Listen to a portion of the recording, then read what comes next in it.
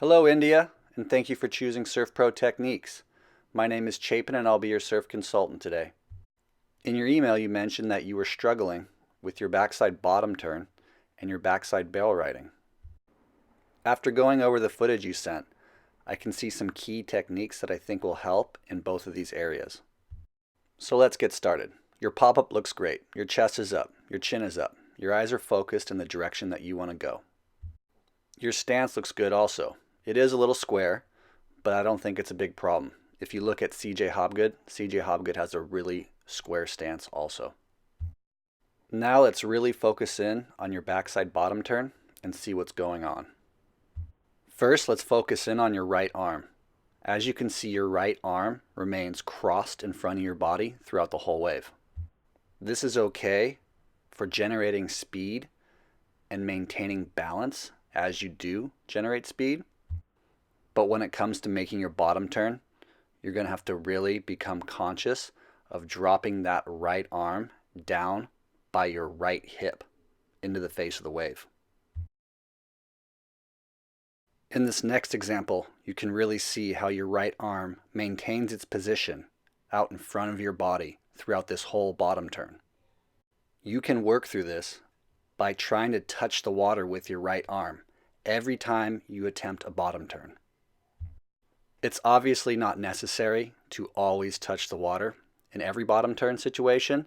However, the over-exaggeration of touching the water will help you understand the feeling that you're looking for in order to do a better bottom turn. Now let's talk about your backside bail riding. And let's look into where you're at versus where you want to be. This is obviously where you're at. And where you want to be is here. So let's break down the differences and see how we can get you here. As you can see in this photo, Holly's hips, shoulders, and head are all pointed in the same direction.